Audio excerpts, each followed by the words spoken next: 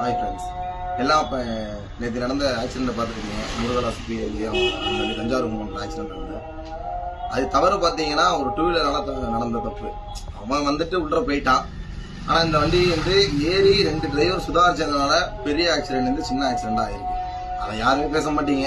ஏன்னா ப்ரைவேட்னாலே ஸ்பீடாக போகிறான்ட்டு ஸ்பீடாக போகிறதுக்கு காரணம் எங்களுக்கான டைம் கிடையாது. தஞ்சாவூர் கும்பகோணத்தில் ஒரு 50-60 வருஷத்துக்கு முன்னாடி கொடுத்த டைம் அதே 1.5 மணி நேரத்தில் ஓட்ட சொல்றாங்க.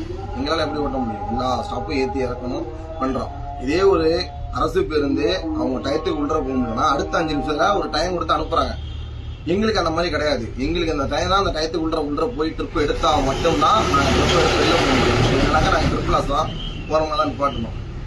இப்போ நம்ம ஆரியோட்ட போய் இதை கம்ப்ளைண்ட் பண்ண முடியாது. எங்களுக்கு டைம் கொடுங்க எடுத்து கொடுங்கனாக்கா கொடுக்க மாட்டாங்க. ஏன்னா அது வந்து சாத்தியப்படாத ஒரு விஷயம். ஆனா அவங்களால ஒண்ணு முடியும்.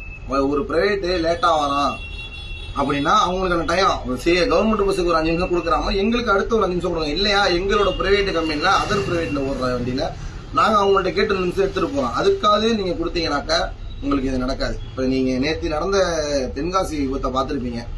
ஒரு பிரைவேட் பஸ் வந்து அதிக வேகத்துல வந்து ஆப்போசிட்ல அடிச்சு பண்ணதுனால அந்த அதிகமா அந்த பேருந்தை வந்து ரத்து பண்ண சொல்லிட்டாங்க. பர்மிட் வந்து கேன்சல் பண்ண சொல்லிட்டாங்க. அதே தவிர ஒரு வாரத்துக்கு முன்னாடி நம்ம தஞ்சாவூர் பெருமாள் கோவில்ல ஒரு பிரைவேட் பஸ்ஸை நேருக்கு நேர் வந்து ஆப்போசிட்ல ஃபுல்லா ரைட் ஏறி ஒரு அரசு பேருந்து வந்து ஃபுல் ரைட்ல ஏறி வண்டியில போயிடுச்சு. அந்த நியூஸ் வெளியே நீங்க பாத்துருக்க வாய்ப்பே இல்லை. ஏன்னா அது பெருசாக்கல. ஒரு பிரைவேட் தனியார் பேருந்து ஒரு ஆக்சிடென்ட் ஆனா மட்டும்தான் நீங்க எல்லாம் பெருசாகுறீங்க. ஏறி அன்னைக்கும் அந்த பிரைவேட் டிரைவர் வந்து தனியார் பேருந்து ஓட்டுநர் வந்து சுதாரிச்ச ஒரே காரணம்னால அந்த ஆக்சிடென்ட் தவிர்க்கப்பட்டது. இங்க வந்து எல்லாருமே ஒரு 1000 சம்பளத்துக்காண்டி தான் எல்லாரும் வேலைக்கு வராங்க. எல்லாருக்கும் குடும்பம் குட்டி எல்லாமே இருக்கு. ஆனா நாங்க வந்து நீங்க நாங்க ரேஸ் ஓட்டுறோம், டைம் சம்பாதிக்கிறோம், போறோம், வீம்புக்கு நாங்க எல்லாம் சம்பாதிக்க மட்டும்தான் வந்திருக்கிறோம். சரிங்களா?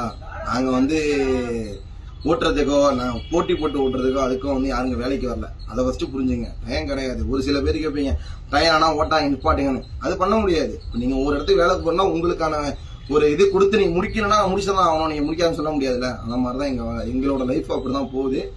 இங்க வந்து சீன் போட்டுக்கிட்டோ நாங்க வந்து முந்திக்கிட்டு போட்டுறதோ எங்களுக்கு வேலை கிடையாது. எனக்கு முன்னாடி இருக்க பிரைவேட்டுக்கு முன்னாடி போய் நான் எடுக்கணும். அப்படி டைம் கொடுத்து வச்சிருக்காங்க. அப்போ உள்ள டைம் எப்படி ஓட்ட முடியும்? அதை நீங்க அட்ஜஸ்ட் பண்ணி கொடுங்க எங்களுக்கு.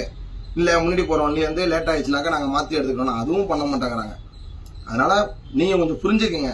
வண்டியில வரவங்க கார்ல வரவங்க நீங்க கொஞ்சம் பார்த்துக்கிட்டு பிரைவேட் வராங்கன்னா நீங்க போங்க. அவ்வளவுதான்.